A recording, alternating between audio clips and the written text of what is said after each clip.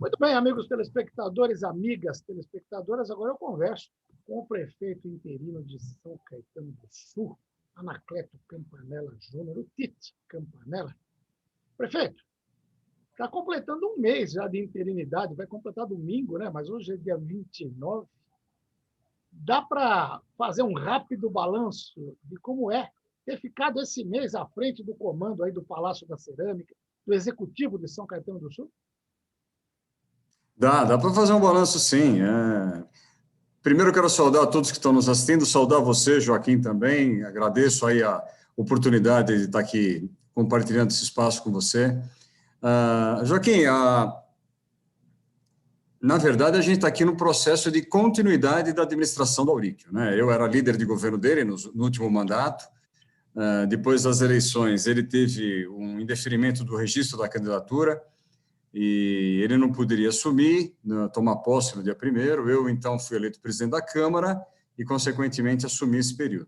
Então, pelo fato de ter sido líder e de viver aqui dentro da prefeitura, com os secretários que já nos conheciam, os diretores, por a gente ter trabalhado na campanha junto também, na elaboração do plano de governo, ficou muito fácil fazer essa transição, que eu espero que seja breve, que seja transitória e que seja breve, né? O mais rapidamente possível, que ele possa voltar a cadeira que pertence a ele, legitimamente a ele, que recebeu mais de 45 mil votos, e aí eu continuo meu trabalho lá na Câmara dos Vereadores.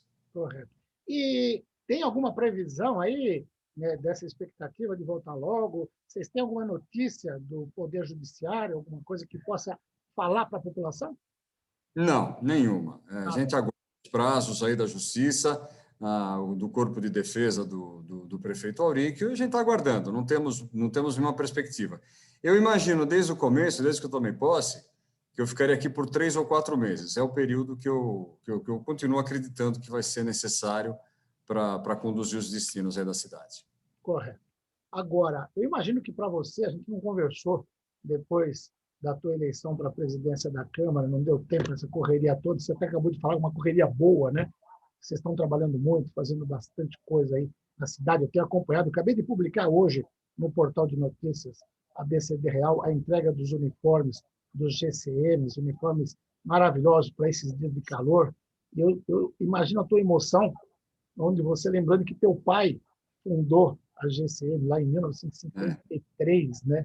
E Isso. assumir essa cadeira que teu pai ocupou por 2 vezes aí no comando. Eu sei que estava nos teus planos, não para agora, porque todo político, e um político que tem uma carreira longa como você na cidade, obviamente sempre almeja ser o prefeito, né? Mas imagino que esteja sendo um momento de especial emoção e, ao mesmo tempo, de ampliada responsabilidade, né? Sem dúvida. A gente assume aqui com a responsabilidade dobrada, né? As ações que a gente realizar aqui, elas reverberam muito mais pelo fato de você herdar um nome, né? De você herdar uma história, de você ter os antepassados e esse compromisso com essa parcela da população mais antiga, mais conservadora aqui do município, né? Que são aquele pessoal oriundo dos fundadores da cidade. Correto. Então, a responsabilidade é maior. Mas é um orgulho muito grande, claro. Fico muito orgulhoso de estar aqui, apesar de não ter sido eleito para ser prefeito. Espero que, quem sabe, um dia, né, o que Deus reserva para a gente, que isso efetivamente aconteça, mas hoje não é o caso, né? Então, não fui eleito, estou substituindo, estou interinamente aqui na cadeira, mas mesmo assim a gente fica muito feliz, muito contente. E confesso a você, Joaquim, que não dá muito tempo para a gente ficar pensando nisso, sabe? Às vezes, quando eu vou me deitar ou quando eu acordo, penso em algumas coisas assim, mais em questões mais filosóficas, mas dia a dia, aqui, apesar de São Caetano ser uma cidade muito bem contemplada na sua infraestrutura, na sua arrecadação e tudo mais, no dia a dia, os desafios são muito grandes. Você tem muitos interesses envolvidos, você tem muitas decisões importantes para tomar, então, no dia a dia não dá tempo. Mas pode ter certeza que eu estou orgulhoso e vou honrar o nome do pai aqui da melhor maneira possível. Legal. Bom, agora, falando de dia a dia, amanhã já tem um grande desafio, um grande teste, que é o início efetivo, né, da fase vermelha nos finais de semana nos municípios, que o governo do estado anunciou a partir de segunda-feira a reclassificação do Plano São Paulo como é que São Caetano vai se posicionar. E eu já adianto, eu outro dia conversando pelo WhatsApp, esses grupos de WhatsApp, com o dono de um restaurante conhecido, né? Não vou citar porque não pedi autorização para ele, então não vou de uma pizzaria, dizendo, não, nós vamos trabalhar normalmente, sábado e domingo, está tranquilo, a prefeitura entendeu o nosso posicionamento. É isso mesmo que vai acontecer? Como é que vai ser o funcionamento do comércio sábado e domingo neste final de semana? Olha, Joaquim, a gente segue o Plano São Paulo, né? Mesmo porque o poder do prefeito, nesse processo todo de pandemia, foi totalmente retirado. O prefeito ele pode, de acordo com o decreto que estabelece o Plano São Paulo, piorar as regras, ele jamais pode atenuá-las. Né? É uma coisa incrível, mas é assim que funciona. Eu posso tornar São Caetano mais restritivo, mas eu não posso torná-la menos restritiva. Inclusive, a gente recebe ameaça de representação por parte do Ministério Público se a gente não seguir o Plano São Paulo. Então, nenhum prefeito, obviamente, vai querer ter esse problema, porque é aquela questão, né? Você ocupa a cadeira aqui durante 1 mês, 2 meses, 3 meses, 4 meses, e às vezes você leva uma representação para o resto da vida. E, particularmente, sou contra a adoção dessas medidas que estão sendo adotadas a partir desse final de semana. Eu não vejo que o lockdown tenha funcionado em nenhum lugar do mundo. E não vai ser aqui que vai funcionar. Muito menos quando você faz um lockdown seletivo dessa forma. Você fecha sábado e domingo e reabre na segunda-feira. Então, não tem... Ninguém me deu uma explicação científica ou técnica, que é o que gostam de alegar, de que isso funciona. Mesmo assim, a gente vai seguir. A dificuldade que nós temos, Joaquim, é com relação à fiscalização dessas atividades. Você não tem hoje estruturado um corpo de fiscais, um corpo de agentes que possam fazer isso. Nós temos a GCM, contamos um pouco com a Polícia Militar, mas, obviamente, ninguém quer punir o comerciante. Ninguém vai para a rua para fechar, para lacrar, para multar o comerciante. A gente sabe, eu conversei com uma amiga minha, inclusive uma amiga em comum também tem um restaurante, mas também não vou falar aqui o nome dela, você conhece. Perguntei para ela, como é que você vai fazer agora no final de semana? Ela falou, olha, se eu não fizer o almoço de sábado, eu não consigo pagar minha folha de pagamento na quarta-feira. Então, é o maior movimento dela. Então, a gente fica muito comovido, a gente fica muito chateado. Eu fico profundamente sem compreender o que motiva isso. É claro que nós temos que ter toda a preocupação com a saúde da população. Tem sido esse nosso objetivo desde o princípio. Com uma série de ações que São Caetano fez, hospital de campanha, novos equipamentos, tomógrafo, uma série de coisas que nós fizemos. Mas a gente tem que ter consciência também que o comerciante ele não pode ser um eterno dependente do Estado. O que está se tornando hoje é jogar esse comerciante, esse empreendedor, na falência. Você está decretando que empreender no Brasil, com todas as dificuldades que já tem, é uma coisa pior ainda, que não vai ter vida fácil. E eu não sei aonde que estão querendo chegar. É uma coisa que me preocupa muito, me preocupa bastante. Como eu disse para você, nós vamos continuar defendendo aí o fechamento pelo Plano São Paulo. A gente vai ter que entender e fiscalizar, mas as armas que eu tenho de fiscalização, elas são muito tímidas, né? Principalmente quando você tem, por exemplo, um sábado agora, que você tem uma final de campeonato da Libertadores. Você tem um jogo entre 2 das maiores torcidas do estado, de São Paulo, e você tem que trancar a cidade inteira. Eu acho muito difícil, eu acho muito complicado. Então, com certeza, a gente pode imaginar que os bares ali da Goiás, aqueles bares todos, que normalmente o pessoal costuma se reunir para assistir a jogos de futebol, eles vão estar funcionando e transmitindo essas partidas. Eles receberam orientação que não, que eles estão na fase vermelha. Se eles abrirem, por exemplo, a GCM vai lá para pedir para fechar? Então, mas esse que é o problema. De que maneira que eu posso fechar um bar desses? É complicado, né? Qual que é o instrumento que eu tenho? Vou multar, vou lacrar, eu vou criar um problema para o comerciante que já está enrolado, que já está com problema. É muito difícil. Inclusive, o consórcio já se reunir também, o consórcio dos 7 municípios. Hoje, inclusive, a matéria inclusive, foi publicada no Diário do Grande ABC, que o consórcio vai se reunir na próxima terça-feira para discutir isso daí, para pedir a reavaliação, porque os índices que o consórcio tem hoje, Joaquim, eles já nos colocam na fase, e alguns índices até na fase verde do Plano São Paulo. Então, a gente poderia estar com menores restrições ao funcionamento da nossa vida comum. Só que o governador do estado não está levando isso em consideração. Continua nos jogando na fase vermelha ao sábado e domingo. Inclusive, hoje, no Diário do Grande ABC, o presidente do consórcio verbaliza que a gente pode até judicializar essa questão, porque realmente ela é inexplicável. Tecnicamente, ela não é justificável. Então, esse é um problema grave. Essa tua postura, ela vai meio de encontro à postura adotada pelo prefeito Auríquio nessa fase de pandemia, porque eu me lembro que o Auríquio, durante o tempo todo, foi bastante duro e exigindo o fechamento, né? Fez um trabalho que a gente tem que elogiar sempre, o trabalho da Regina Mara, o trabalho de vocês todos como equipe de governo, mas sempre defendendo, com ênfase, medidas mais restritivas. Nessa posição, parece que vocês não estão concordando muito, ou ele concorda com isso? Não perguntei para ele se ele concorda, mas acho que não. Acho que a gente pensa da mesma forma nesse sentido. Quando o Auríquio ele colocou a cidade em fechamento, foi um momento em que estava surgindo o vírus, ele estava, obviamente, em crescimento exponencial, e a gente preparou toda a cidade para isso, e todo mundo respeitou o fechamento. Acho que você teve muito poucos casos, não só na cidade, no Brasil inteiro, que você teve revoltas relacionadas a essa questão. O problema é que a gente já está nisso há um ano e a gente tem que começar a retomar a vida. Nós temos algumas ações que a gente tem que ter mais atenção. Por exemplo, hoje um dos grandes problemas que a gente tem é a da aglomeração de jovens. Isso hoje tem que ser combatido. É o pessoal que é mais refratário ao uso de máscaras, é mais refratário ao distanciamento social e, obviamente, ele numa balada, ali com 200 pessoas, 400 pessoas, 1.000 pessoas, você, obviamente, se torna um vetor importante de disseminação do vírus. E aí ele vai para casa, ele dá um beijo na avó, dá um abraço no pai, e você, obviamente, está transmitindo o vírus. Esse daí é o nosso foco hoje de preocupação. O restante da população, hoje ela usa máscara, isso já está incorporado na vida da sociedade.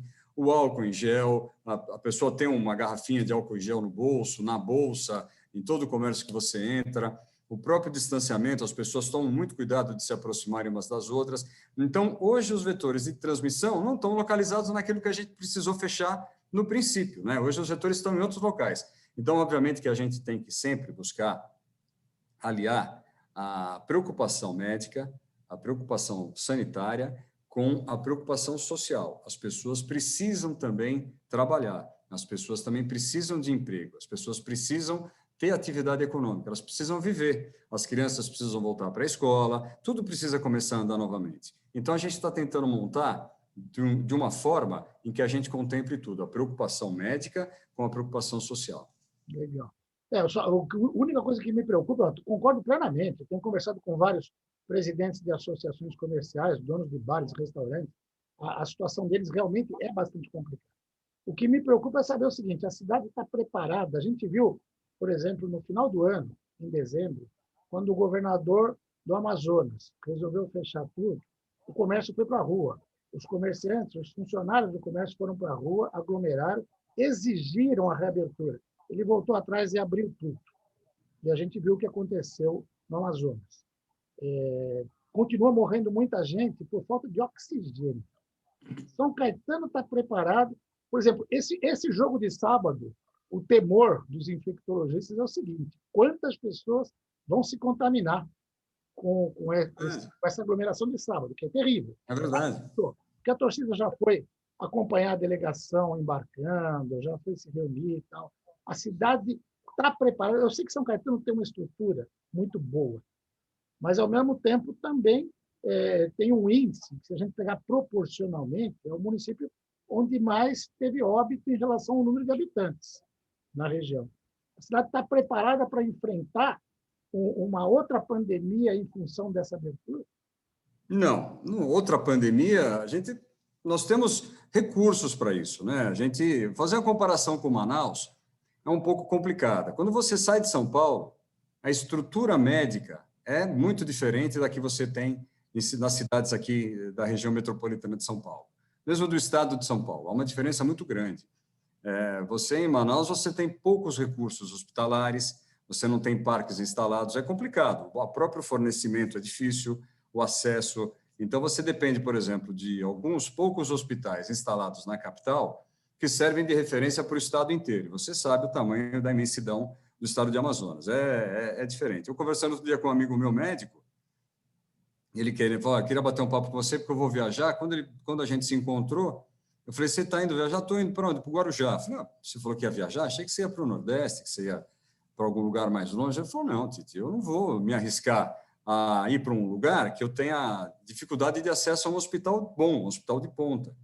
Então, ele falou, vou aqui no Guarujá, qualquer coisa, 1h30 eu estou de volta e chego aqui no hospital, chego aqui em São Caetano ou algum outro hospital que eu queira particular. Então, a diferença é gritante, a diferença é muito grave, né, nesses outros estados. No Brasilzão todo, no Brasil enorme que a gente tem por aí. Então, dentro das nossas características aqui, por exemplo, nós fechamos agora na sexta-feira 2 boates, né, se pode dizer assim, 2 baladas, que tinham lá uma quantidade enorme de jovens, que já estavam funcionando, era mais de 10h30 da noite. Até então, o horário de funcionamento permitido era até as 10 horas. As aglomerações, elas continuam existindo. E, obviamente, Joaquim, não sou eu nem você que vai para Goiás para comemorar. Eu adoraria, né? Se meu time ganhar, eu gostaria muito de ir lá, mas nós não temos mais saúde para ficar pulando no meio da Goiás. Quem vai é o pessoal mais novo, que é o mesmo pessoal que continua se aglomerando nas baladas. São os mais jovens que acabam indo para lá. São os piores vetores hoje, os maiores vetores que nós temos hoje de transmissão. E, obviamente, qual é a ação que um prefeito tem? Você vai mandar a polícia da borrachada no palmeirense, no santista, que resolve parar o trânsito da Goiás? Porque não vai acontecer só em São Caetano. Vai acontecer em São Paulo, vai acontecer na Conselheiro Nébias, na Avenida Paulista, em todo lugar vai acontecer isso. Como é que você faz uma ação dessa? Porque você tem que considerar também que essa parcela da população, ela não está se sentindo também como vítima da contaminação. Você tem poucos casos de jovens que têm algum tipo de complicador por causa do vírus. Então, eles também não se sentem ainda vítimas dessa pandemia. É difícil, é complicado. Nós vamos continuar com o nosso trabalho de orientação, vamos continuar conversando com os comerciantes, com a população toda de São Caetano, e vamos tentar aconselhar o que a gente sempre aconselhou: distanciamento, higienização das mãos, evitar contato com olhos, com o nariz e com a boca, e distanciamento social, e o uso de máscara permanente. Isso é o que a gente vai continuar defendendo de todas as formas. Tá ótimo. Prefeito, eu ficaria mais horas aqui batendo papo, sempre é um papo muito agradável, para a gente informar principalmente a população que está nos vendo aí, mas infelizmente o tempo de televisão é curto. Só para completar, as aulas retomam 1º de março, como é que está aí? Não, nós retomamos as escolas particulares de São Caetano, nós vamos seguir também o Plano São Paulo. Estamos seguindo tudo o Plano São Paulo. Nós discutimos isso no consórcio. O consórcio tinha algumas sugestões, o consórcio dos 7 municípios, né, para quem está nos acompanhando e não conhece. Então, o consórcio tinha algumas posturas diferentes, algumas datas diferentes. Rio Grande da Serra, por exemplo, ela não consegue voltar às aulas esse mês de fevereiro. São Bernardo do Campo também tem dificuldades para a volta às aulas. São Caetano voltaria às aulas imediatamente, não tenho problema nenhum com a volta às aulas. Mas a gente está seguindo, como a gente vai seguir o Plano São Paulo, então as escolas particulares voltam agora dia 1º, para acolhimento. É importante deixar isso claro. A gente está voltando agora e as escolas estaduais e municipais voltam dia 11. Mas qual que é o objetivo? Que as escolas voltem com acolhimento, mostrando a escola para as crianças, mostrando que muitas crianças foram alfabetizadas remotamente durante o ano de 2020, não sabem mais o que é a convivência com os coleguinhas da escola, não conhecem a professora, não sabem como funciona esse processo cognitivo de você fazer parte de uma escola. Então, isso daí é uma coisa que tem que ser retomada com calma. Então, nós estamos liberando o funcionamento a partir destas datas para que as crianças, os pais, os educadores, eles vão se preparando para o começo efetivo do ano letivo. A princípio, vai ser facultativo, ninguém é obrigado a levar seu filho na escola, e todas as aulas que forem ministradas para quem for presencialmente, vai ser dada posteriormente também para quem vai estar remotamente em casa. Então, nós vamos tentar evitar a criação desse espaçamento entre quem é ensinado para uma turma e quem é ensinado para a turma que não vai na escola. Mas o importante é a retomada, Joaquim. nenhuma categoria populacional sofreu tanto nessa pandemia do que as crianças. Ninguém foi mais afetado do que as crianças. Eu acho que é o papel da nossa administração, que tem já historicamente cuidado, desde o pré-natal, desde antes da criança nascer, até depois que ela está um homem formado, acho que é a nossa função é continuar cuidando disso. Essa é a nossa preocupação principal. Legal. Fica um espaço para suas considerações finais, algo que eu não tenha perguntado, que você considera importante colocar para a população. Olha, você perguntou, mas eu não respondi. Foi logo a sua primeira pergunta. Eu fui fazendo outras relações e acabei... que foi o que a gente conseguiu realizar agora nesse primeiro mês, né? Eu acho que o mais importante que a gente fez foi um ajuste fiscal, né? A gente vinha aqui, é uma mudança de governo, apesar de ser o mesmo grupo político, apesar de ser a mesma equipe econômica, a equipe administrativa, toda ela é igual, mas a gente tem que fazer alguns ajustes de tempos em tempos. A gente acabou de sair de uma campanha eleitoral e o Aurico, então, na consequência, ficou internado, né? Um período que ele teve também vítima de Covid, então ele também, quando ele voltou, quando ele se recuperou, a gente já estava no final do mandato. Então, algumas ações a gente deveria ter tomado no final do ano passado, nós tomamos agora em janeiro, né? Então, um ajuste, um enxugamento da folha de pagamento, um contingenciamento do nosso orçamento na base de 6%. Isso tudo já nos provocou economias para o ano de 2021 de mais ou menos 90 milhões de reais, que é um número muito interessante quando a gente não sabe como vai se comportar o nosso faturamento, né? A nossa arrecadação, desculpe, faturamento, não, arrecadação. Por enquanto, ele está indo bem. Comparativo aos primeiros meses, aos primeiros dias de janeiro, com o ano passado, a nossa arrecadação está ótima, está muito boa, não dá para reclamar. Mas a gente não sabe, fica esse abre e fecha, plano vermelho, fase vermelha, fase amarela. Então, como a gente não sabe como a economia vai se comportar, a gente já se prepara agora. Então, acho que isso aí foi uma medida muito importante. Outra medida muito importante foi a reabertura dos parques. Nós abrimos todos os parques municipais aos finais de semana para que a população possa usá-los, né? Que possa caminhar, que possa, com distanciamento, obviamente, com uso de máscaras, obviamente, mas que as crianças possam tomar um sol, possam usar um pouquinho ali daquele espaço que pertence a eles. Acho que foram duas ações muito, muito bacanas que nós tomamos nesses primeiros dias aqui. Está ótimo. Desejo sucesso aí nesse período, o período que for, porque o teu sucesso é o sucesso da população de São Caetano do Sul. Muito obrigado por me conceder a honra dessa entrevista e a gente está à disposição para divulgar tudo o que é de útil, de informação importante para a população. Obrigado, viu? Obrigado a você, Joaquim. Um abraço a todos que nos acompanharam aqui. Anacleto Campanella Júnior, prefeito interino de São Caetano do Sul. Tite Campanella falou com você.